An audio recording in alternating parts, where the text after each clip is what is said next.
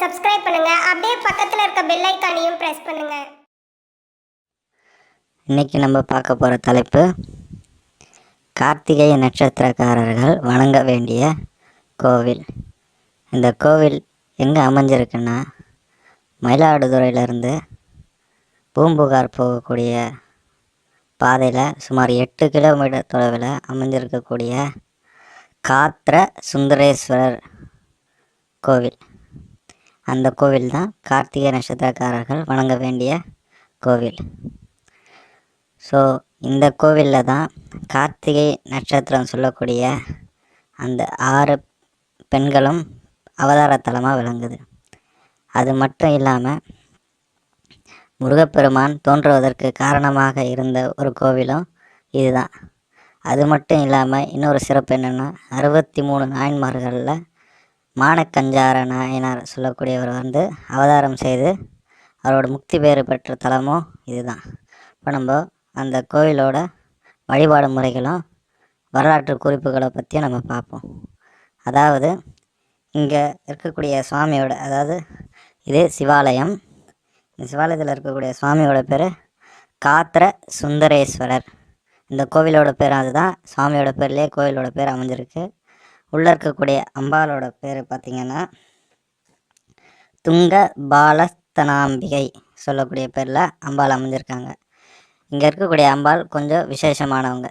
என்னன்னு பார்த்தீங்கன்னா, மதுரையில் மீனாட்சி அம்மன் கையில் இருக்க கிளி போலவே இங்கே இருக்கக்கூடிய அம்பாளோட இடது தோள்பட்டையில் பார்த்தீங்கன்னா ஒரு கிளி ஒன்று இருக்கும். ஸோ அந்த கிளி ரொம்ப விசேஷமானது. அதாவது என்னென்னா, உள்ள சிவபெருமானே வேத சக்தியாக கிளி ரூபமாக பூண்டு அம்பாலோட தோள்பட்டையில் அமர்ந்திருக்கதா கூறப்படுது. அது மட்டும் இல்லாமல் அந்த கிளியோட பேர் என்னன்னு பார்த்தீங்கன்னா வேத மித்ர கீரம் சொல்லப்படுது. அதாவது இந்த கிளியோட பேர் வேத மித்ர கீரம். இந்த கோவிலில் என்ன வழிபாடு முறைகள் என்னன்னு பார்த்தீங்கன்னா, கார்த்திகை நட்சத்திரக்காரர்களுக்கு ஏற்படக்கூடிய தோஷங்கள் நிவர்த்தி செய்ய இந்த கோவில் சிறப்பானது. ஏன்னு கேட்டிங்கன்னா, அவங்க ஏற்படக்கூடிய தோஷங்கள் எல்லாமே இங்கே வழிபாடு பண்ணாங்கன்னா அவங்களுக்கு இருக்கக்கூடிய தோஷங்கள் அனைத்தும் நிவர்த்தி ஆகும். அது மட்டும் இல்லாமல் இங்கே என்ன சிறப்புன்னு கேட்டிங்கன்னா, திருமண தடை உள்ள கார்த்திகை நட்சத்திர பெண்கள் அவங்க இங்கே இருக்கக்கூடிய அம்பாளுக்கு, அதாவது புனித நீர் சொல்லக்கூடிய புனித நீர், அதாவது ஆற்று தண்ணி, புனித நீர் ஆற்று தண்ணிகளை கொண்டு அம்பாளுக்கு அபிஷேகம் செய்வதன் மூலமாகவும், அடுத்தது சுமங்கலி பூஜை செய்யக்கூடிய வழக்கம் இந்த கோயில் அமைஞ்சிருக்கு. என்னென்ன விஷயங்கள் இந்த கோயிலுக்கு போனால் நடக்கும் அப்படின்னு கேட்டிங்கன்னா, திருமண தடை நீங்கும். அது மட்டும் இல்லாமல் குழந்தை பாக்கியம் கிடைக்கும். அது மட்டும் இல்லாமல் பிரிந்தவர்கள் ஒன்று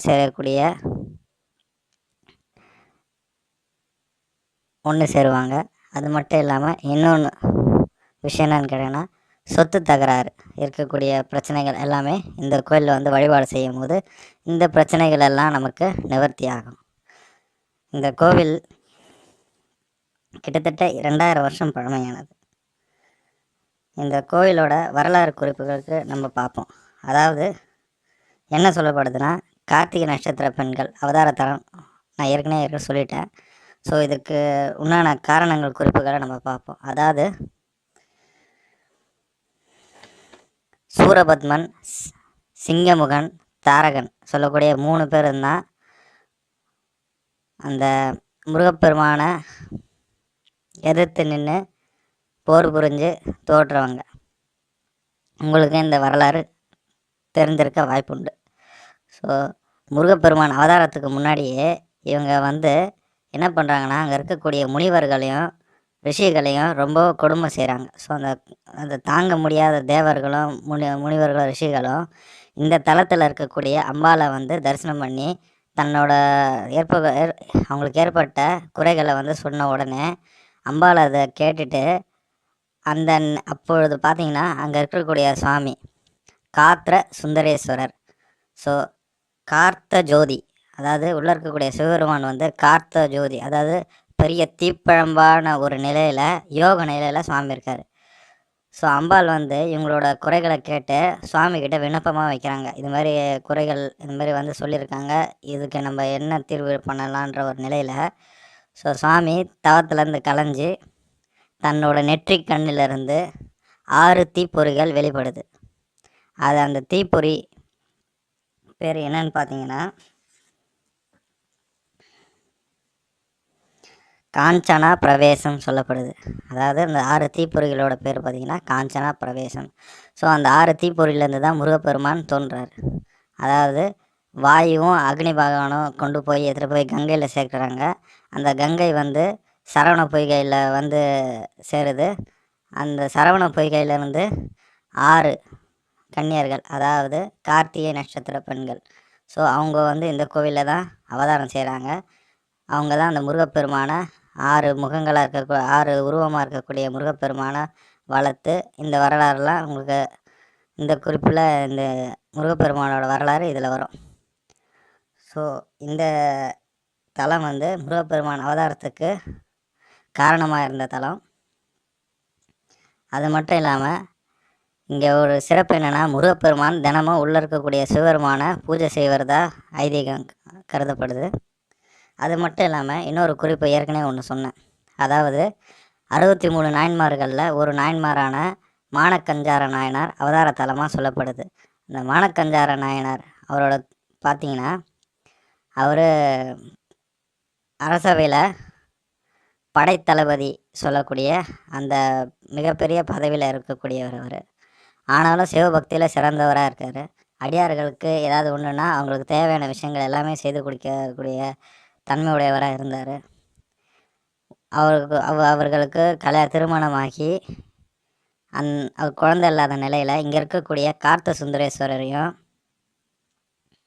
துங்க பாலஸ்தனாம்பிகை சொல்லக்கூடிய அம்பாளையும் பூஜை செய்கிறாரு. கொஞ்ச நாள் கழித்து அவங்களுக்கு ஒரு பெண் குழந்தை பிறகுது. அந்த பெண் குழந்தையும் வளர்ந்து அந்த பெண்ணுக்கும் திருமணம் செய்யக்கூடிய நிலையில் அந்த பெண்ணுக்கு பார்த்துருக்கக்கூடிய கணவன் பார்த்திங்கன்னா ஏயர்கோன் கலிக்காம்பர். இவரும் ஒரு 63 நாயன்மார்களில் ஒருவராக வருவார். இவங்க 2 பேருக்கும் திருமண ஏற்பாடு நடக்குது. அந்த நடக்கும்போது திருமணம் நடக்கிற அந்த சபையில் அப்போ பார்த்திங்கன்னா ஒரு முனிவர் வராரு. அதாவது அந்த முனிவரோட பேர் பார்த்திங்கன்னா மாவிரத முனிவர் சொல்லக்கூடியவங்க. அதாவது முனிவர்களில் சாதாரணமாக உங்களுக்கு தெரிஞ்சிருக்கக்கூடிய முனிவர்களாக தெரியும். இந்த முனிவர்களோட பேர் பார்த்திங்கன்னா மாவிரத முனிவர் சொல்லக்கூடிய ஒருத்தர் வராரு. வந்து திருமணம் நடக்கக்கூடிய அந்த சபைக்கு வந்த உடனே மானக்கஞ்சார நாயனார் வரவேற்கிறாரு. ஒரு சிவனடியார் வராரு. அந்த உருவத்தில் வந்திருக்கக்கூடிய அந்த மாவிரத முனிவரை வரவேற்கிறாரு. உள்ளே வந்தவுடனே அவரும் நெத்தியில் திருநீரிட்டு அவங்களுக்கு வாழ்த்துறாரு. வாழ்த்தின உடனே இந்த மாவிரத முனிவரோட வந்த முனிவர் யாருன்னா சிவபெருமான் தான். மாவிரத முனிவரோட வேடத்தில், அதாவது மானக்கஞ்சாரரை சோதிக்கிற வந்திருக்காரு. ஸோ அவருங்க என்ன கேட்டாலும் மானக்கஞ்சார நாயனார் செய்வார். அதனால் இங்கே வந்து உள்ளே வந்தவொடனே முனிவரை வந்தவொடனே அந்த பெண்ணை வாழ்த்துறாரு திருநீரிட்டு. அப்போ அந்த பெண்ணுக்கு பார்த்திங்கன்னா நீண்ட கூந்தல் இருக்குது. ஸோ அந்த கூந்தலை பார்த்தோன்னே அந்த முனிவர் கேட்குறாரு, இந்த முனிவரோட எப்படி இருப்பாங்கன்னு கேட்டிங்கன்னா விசேஷமானவங்க. என்னன்னு கேட்டிங்கன்னா, அதாவது மயிரினால் ஆன பூணூலை அணியக்கூடியவங்க. அதாவது கஞ்சவடி சொல்லக்கூடிய, அதாவது பூணூல் சாதாரணமாக நூலால் இருக்கும். இவங்க முடினால் ஆன அந்த பூணூல் அணியக்கூடிய முனிவர்கள் இவங்க, சரிங்களா? ஸோ அதனால் அந்த காலில் விழுந்து வணங்கின மானக்கஞ்சாரரோட மகளை முடியை பார்த்த உடனே அந்த முடி வேணும்னு கேட்குறாரு. அந்த கூந்தலை கேட்ட உடனே அவர் சந்தோஷத்தில், நீங்கள் கேட்கக்கூடிய பொருள் என்கிட்ட இருக்குது, அதனால் சந்தோஷத்தோட அந்த பெண்ணை அவரை காலில் விழுந்தக்கூடிய நிலையில் இருக்கும்போதே தன்னோட உடைவாளை எடுத்து அந்த முடியை வெட்டி அந்த முனிவருக்கு கொடுக்குறாரு. வாங்கின முனிவர் கொஞ்ச நேரத்தில் அப்படியே இருந்த இடத்துல இருந்து மறைஞ்சிடுறார். மறைஞ்ச கொஞ்ச நேரத்துக்கெல்லாம் வந்தவர் சிவபெருமான்றது அங்கே இருக்கக்கூடிய சபையில் இருக்கவங்க எல்லாருக்கும் முன்னாடியும் சிவபெருமானை காட்சியளித்து வந்தது இவர் தான்றது நிரூபிக்கிறாரு. அவரோட பெருமைகளை எடுத்து சொல்லவே அந்த மாவிரத முனிவராக இங்கே வந்திருக்காரு. ஏன்னா பெண்களுக்கு கூந்தல்ன்றது ரொம்ப முக்கியம். ஸோ அதுவும் கல்யாணம் நடக்க போகிற அந்த சபையில் வந்து அந்த கூந்தலை கேட்ட உடனே அதை பற்றி யோசிக்காமல் கேட்டது ஒரு முனிவரார், அதாவது சிவனை வழிபாடு செய்யக்கூடிய நிலையில் அவரை கேட்டவுடனே இல்லைன்னு சொல்லாமல் எடுத்து கொடுத்துறாரு. இது மிகப்பெரிய யாருனால செய்ய முடியாத ஒன்று. அந்த பெண்ணும் அதுக்கு ஒத்துழைக்கிறா, அவங்க மகள். அதாவது தந்தை ஒரு விஷயத்தின் மேலே செய்கிறாருன்னா அது தவறு இருக்காது அப்படின்ற ஒரு நம்பி அந்த மகளும் பணிந்து அந்த முடியை கொடுக்குறா. அடுத்த உடனே கொஞ்ச நேரத்துக்குலாம் சுவாமி விடை மேலே சுவாமியும் அம்பாலும் காட்சி கொடுத்து இவங்க செய்த தொண்டையும் சிறப்பையும் காட்டுறாரு. அது மட்டும் இல்லாமல் அந்த பெண் இழந்த முடியை முன்பை விட நீண்ட கூந்தலாகவும் சாமி கொடுக்குறாரு. ஸோ இந்த 2 சம்பவங்களும் இந்த கோயிலில் தான் நடந்தது. அதாவது மணக்கஞ்சர நாயனோட அவதார தலமும் அவரோட குறிப்புகளை இப்போ சொல்லியிருக்கேன். அது மட்டும் இல்லாமல் ஆறுமுக பெருமான், கார்த்திகேயன் சொல்லக்கூடிய முருகப்பெருமான் அவதார தலமாகவும் இந்த கோயில் வந்து விளங்குது. அது மட்டும் இல்லாமல் கார்த்திகை நட்சத்திர பெண்களும் அவதார தலமாகவும் இந்த கோயில் விளங்குது. அது மட்டும் இல்லாமல் இந்த ஊரோட பேர் பார்த்திங்கன்னா, அதாவது காஞ்சன நகரம் சொல்லப்படுது. காஞ்சன நகரம் சொல்லப்பட்ட பேர் வந்து காலப்போக்கில் காஞ்சனா கரம் அப்படின்ட்டு இப்போ அழைக்கிறாங்க. ஸோ இந்த கோவிலில் இவ்வளோ விசேஷங்கள் நிறைந்த கோவில். கண்டிப்பாக கார்த்திகை நட்சத்திரத்தில் பிறந்த ஆண்களும் பெண்களும் கண்டிப்பாக ஒரு முறையாவது இந்த கோவிலில் போய் இருக்கக்கூடிய கார்த்த சுந்தரேஸ்வரரையும் துங்க பாலஸ்தனாம்பிகை சொல்லக்கூடிய அம்பாளையும் தரிசனம் பண்ணுங்கள். இந்த கோயிலில் இன்னொரு சிறப்பு பார்த்திங்கன்னா, சூரியனும் சந்திரனும் எப்பவுமே கோயிலில் இந்த உள்ளே நுழையக்கூடிய ஆலயத்துள்ள நுழையக்கூடிய நுழைவாயில் வலதுபுறமும் இடதுபுறமும் 2 பக்கமும் எல்லா கோயிலும் பொதுவாக அமைஞ்சிருப்பாங்க. ஆனால் இந்த கோவிலில் பார்த்திங்கன்னா கொஞ்சம் விசேஷமாக 2 பேருமே ஒரே சந்நிதியில், சூரியனும் சந்திரனும் ஒரே சந்நிதியில் ஒன்றா காட்சி கொடுக்குறாங்க. அது மட்டும் இல்லாமல் தனி சிறப்பு, முருகப்பெருமானுக்கு தனி சந்நிதி இருக்குது. அது மட்டும் இல்லாமல் அதாவது சீர்காழியில் மாடக்கோவில் சொல்லக்கூடிய அந்த கோவிலில் பார்த்திங்கன்னா சட்டநாதர் இருப்பார் மேலே.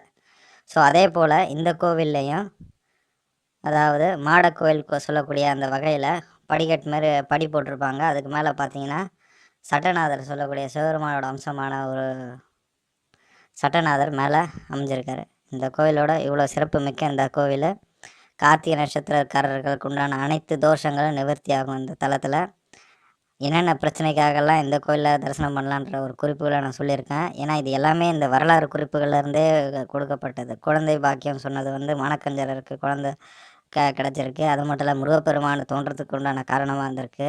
அது மட்டும் இல்லை இந்த கார்த்திகை நட்சத்திர கோயில் சொல்லக்கூடிய வகையில் பார்த்திங்கன்னா கார்த்திகை நட்சத்திர பெண்களை அவதாரம் பண்ண தலமாக இந்த கோயில் விளங்குது. ஸோ மறக்காமல் வாழ்நாளில் ஒரு முறையாவது இந்த கோயிலில் போய் தரிசனம் பண்ணுங்கள். நேரம் கிடைக்கிறவங்க கண்டிப்பாக போங்க. அதுவும் உங்களோட நட்சத்திர நாளில் போய் வணங்கினா ரொம்ப சிறப்பு. ஸோ மறக்காமல் போங்க. இந்த கோவில் எங்கே இருக்குன்னா, ஏற்கனவே சொன்ன போல் மயிலாடுதுறையிலேருந்து பூம்புகார் போகக்கூடிய வழியில் 8 கிலோமீட்டர் தொலைவில் இருக்கக்கூடிய அந்த ஊர் தான் காஞ்சனா நகரம் சொல்லக்கூடிய காஞ்சனா கரம் அப்படின்னு சொல்லக்கூடிய பேரில் அமைஞ்சிருக்கு. அந்த இடத்துல தான் இந்த காத்திர சுந்தரேஸ்வரர் கோவில் அமைஞ்சிருக்கு. மேலும் தகவலுக்கு எங்கள் சேனலை மறக்காமல் சப்ஸ்கிரைப் பண்ணுங்கள். நன்றி.